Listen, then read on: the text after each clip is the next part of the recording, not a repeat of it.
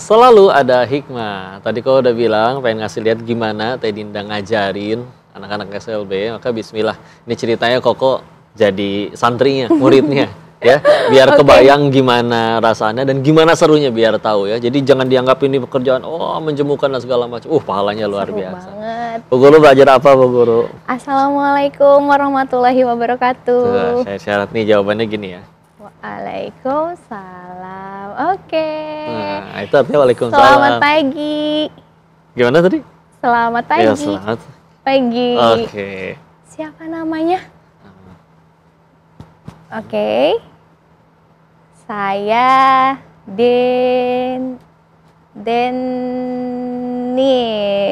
Oke, betul. Ini ibu siapa? Ibu. Ibu D. Ibunya gimana? Ibunya ibu. Oh, ibu gini ya? Iya, ibu perempuan. Gini. Ibu.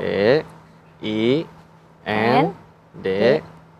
Oke, hebat sekali Denis. Sama-sama. Terima kasih sama-sama. Ini tuh terima kasih. Kalau gini sama-sama. Ya.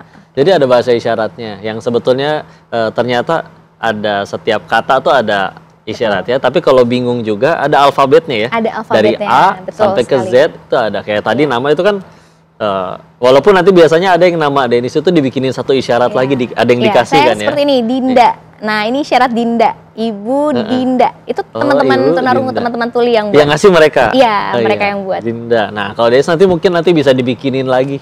Namanya apa. Cuman kalau misalkan belum ada, pakai per huruf kayak tadi ya. Ada pergantian, ada untuk pengganti buat alfabetnya. Dan Masya Allah, Dinda ini belajarnya ternyata nggak cuman yang isyarat, tapi juga sampai bahkan yang braille-nya. Dan dipelajarinya itu benar-benar sampai jadi mata kuliahnya di S1 dan S2-nya. Jadi udah benar-benar totalitas ke situ. Nggak cuma sekedar tadi ya, cita-cita pengen jadi model dan bagaimana macamnya. Kita tanya kesulitannya ya. Okay. Apa aja suka dukanya Teh? Atau kejadian yang mungkin paling berkesan selama mengajar mereka ini? Oke. Ada nih Pak Ustadz, jadi pada saat saya masih mahasiswa ya, waktu mahasiswa itu kan saya pikir jadi guru SLB itu yang penting modalnya sabar. Saya nggak tahu ada mata kuliah dari A sampai Z, bahkan sampai ada mata kuliah anatomi, fisiologi, genetika, bagaimana ketika kita sedang hamil atau misalkan kita sedang mengandung itu kita harus menjaga kandungan kita agar nanti insya Allah mudah-mudahan anaknya tidak terlahir sebagai anak yang disabilitas seperti itu. Dan ada banyak banget kenangan, bahkan juga suka duka ya. Salah satu yang paling ngena banget waktu itu masih mahasiswa Pak Ustadz, jadi lagi praktek di SLB. Pada saat itu saya sedang belajar bagaimana kita mengetes pendengaran siswa. Jadi di ruangan audio, ada audiometernya, audiologi gitu kan. Jadi di dalam itu siswa dipakaikan headphone gitu. Kita di luar, gurunya yang mencet berapa desibel. Sebelum kita mengeteskan ke anak, pada saat itu saya dites dulu sama teman saya. Saya di dalam ruangan, teman saya di luar. Saya pakai itu desibel 20 itu seperti kita percakapan ini 15 desibel gitu ya. Itu kedengeran. Ya. Jadi ada ngung di dalam headphone-nya. Pada saat saya lepas, saya bilang ke teman saya, tolong dong yang keras. Dipencet 60 desibel. Itu keras banget, padahal headphone-nya di depan saya gitu kan. Keras banget. Gitu pokoknya itu ruangan kedap suara itu keras banget. Nah, ketika gantian saya yang mengetes ke murid saya di dalam, saya di luar. Aduh, kalau saya ceritain itu sedih, menangis Pak Ustadz. Jadi di luar itu kan kita mencet. Saya pencet 10, 20 itu belum. Jadi murid saya belum memberikan tanda bahwa jadi dipencet bel. Ini udah kedengeran, dia mencet bel. 10, 20 itu belum respon dia aja. Ya, akhirnya saya langsung ke 50. Belum kedengeran juga, padahal headphone-nya dipakai gitu. 50 juga belum kedengar, 60, 70, naik 10, naik 5, terus nggak kedengeran sampai akhirnya 90 desibel. 90 desibel itu mungkin setara dengan suara pesawat jet.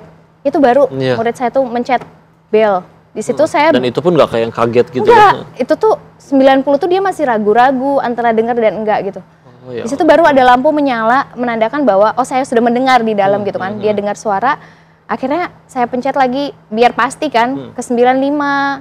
Dia nggak geleng-geleng lagi. Dia diam 90, 95, 100. Akhirnya disimpulkan bahwa anak ini bisa mendengar di 100 desibel.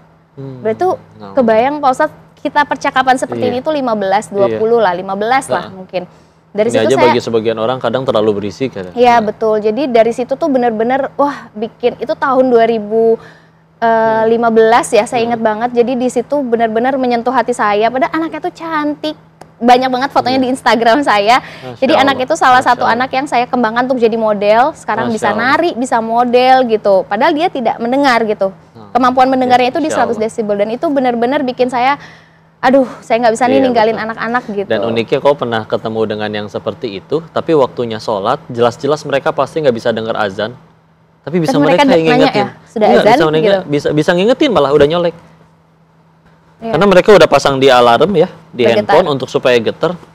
Ya Allah, ini kuping jadi ngerasa malu aja ini selama ini berarti kemana aja. Masya Allah. Terus selama ini jadi di satu SLB aja atau udah beberapa dan ada berapa total muridnya?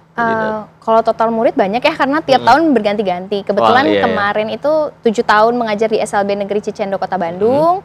Selanjutnya menikah, saya ikut suami, kebetulan suami pekerjaannya tentara, jadi saya pindah. Nah, pindah ini saya 2 tahun tidak mengajar, tapi kuasanya Allah, suami saya lagi sholat Jumat, ini ceritanya di kantornya, kantor tentara ya Pak Ustadz. Dia sholat Jumat di luar, terus dia fotoin, Ayang, ada teman-teman Ayang. Saya kaget, teman-teman siapa? Jadi banyak santri tunanetra. Nah, jadi saya tuh berdoa sama Allah, ya Allah kalau misalkan saya memang nggak ngajar nih 2 tahun ini selama mendampingi suami di sini, dekatkanlah saya dengan teman-teman disabilitas. Ternyata kantor suami saya deket banget dengan pesantren disabilitas yang tunanetra. Jadi mereka penghafal Quran. Akhirnya saya sering main ke sana 2 tahun itu. Terus lanjut lagi sekarang pindah ke daerah Bandung di Cimahi ngajar di SLB Pelita Adinda.